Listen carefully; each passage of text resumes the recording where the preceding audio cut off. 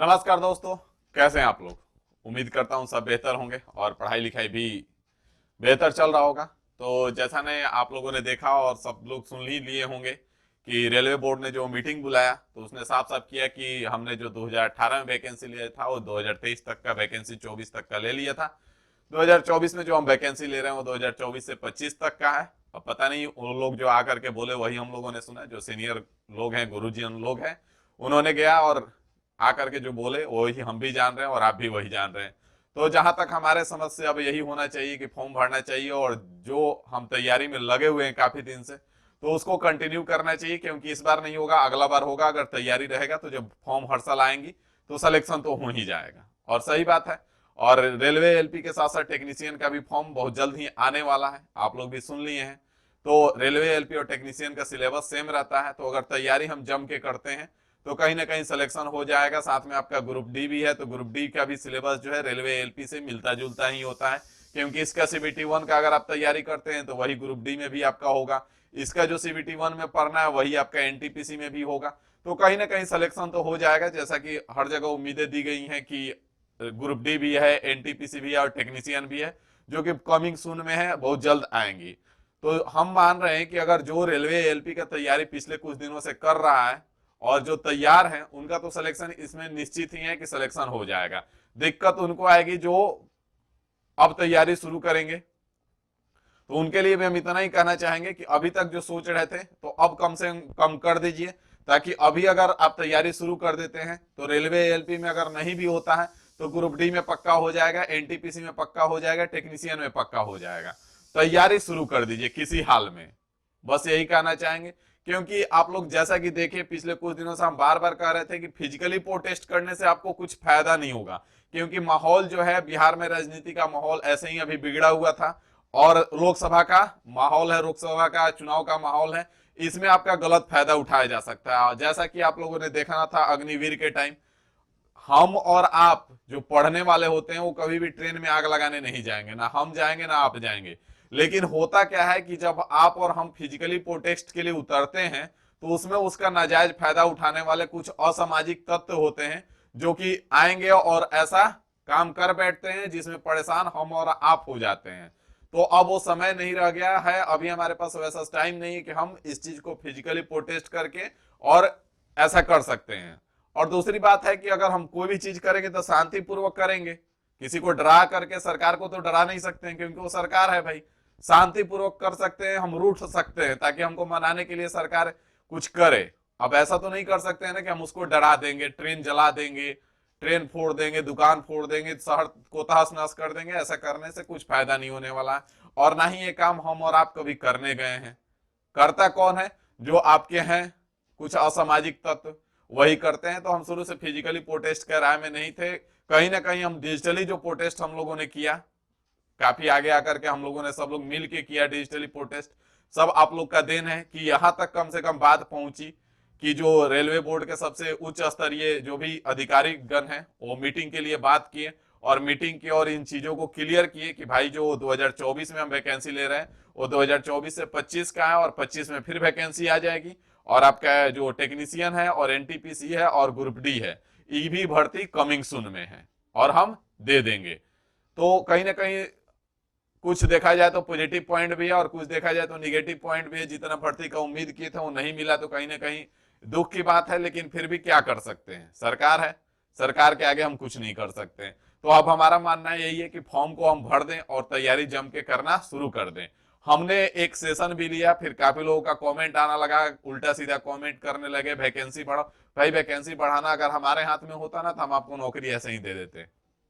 हाँ, हम आपका साथ दे रहे थे और साथ देने के लिए कभी पीछे नहीं हटे हैं। लेकिन जो बार बार कह रहे थे कि फिजिकली प्रोटेस्ट कर देंगे, तो देख लिए कि फिजिकली प्रोटेस्ट में कोई लोग सामने निकल के नहीं आया। ठीक है, तो ऐसे जुमलों में ना पड़े। कुछ लोग ऐसे भी होते हैं जो आपको उस्का देंगे और आप उतर जाइए रोड पे और अपने पीछे से खसक लेंगे। तो ऐसा काम ना करें। हम कभी भी फिजिकली प्रोटेस्ट का बात नहीं किए हैं और ना ही करेंगे, क्योंकि समय वो सही नहीं है और समय सही नहीं है तो फिर गलत बात है। तो यहाँ पे आप ध्यान देंगे कि हम अब इस वीडियो में डिस्कस करेंगे कि फॉर्म किस जोन में भरना है।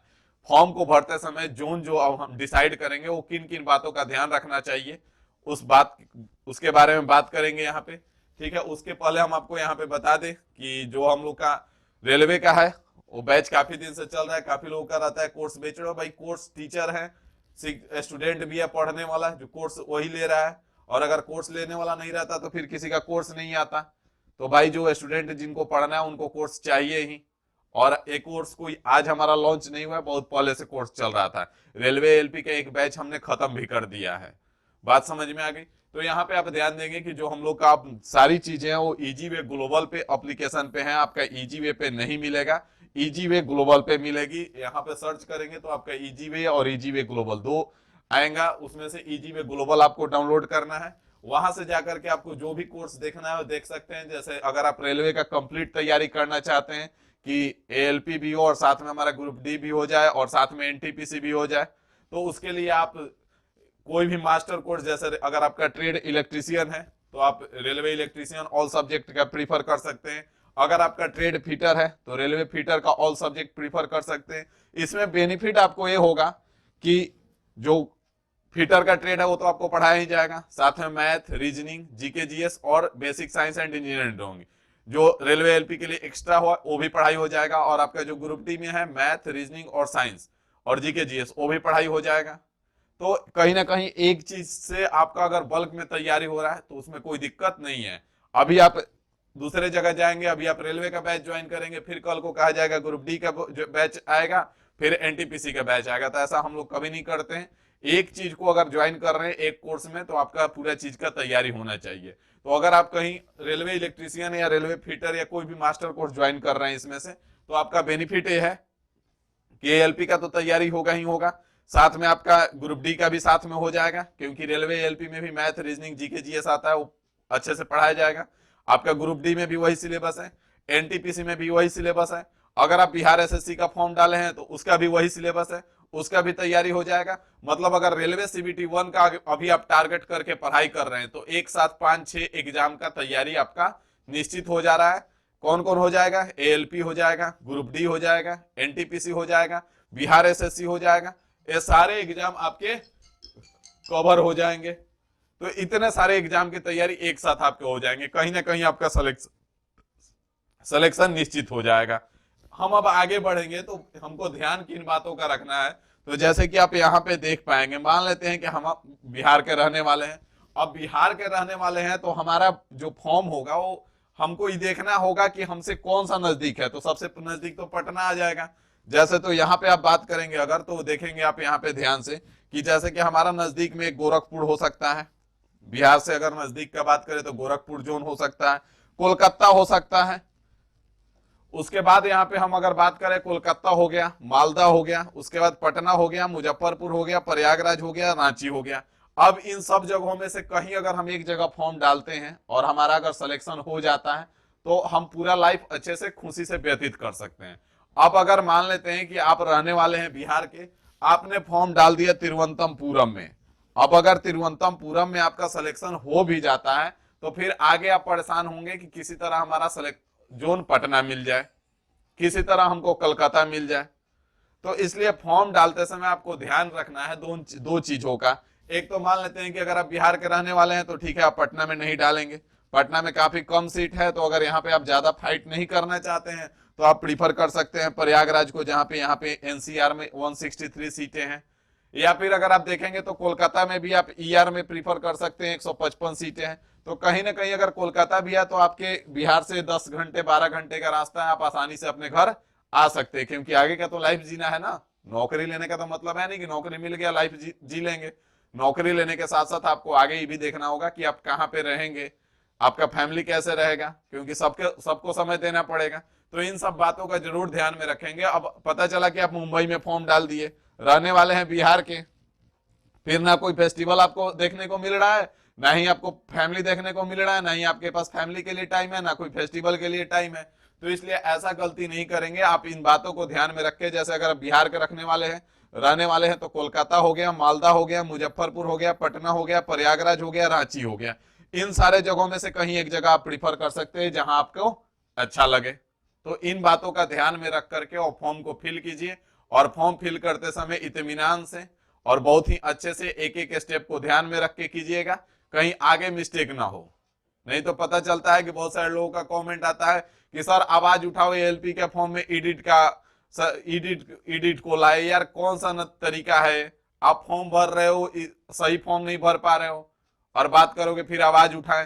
तो ऐसा गलती ना करेंगे आप। फॉर्म को भरते समय प्रॉपर इन बातों का ध्यान रखें कि आपका मिस्टेक ना हो, जिसके कारण फॉर्म रिजेक्ट ना हो। क्योंकि फॉर्म भर दिए, पता चला तैयारी बहुत जम के कर ली और लास्ट में फॉर्म रिजेक्ट हो गया।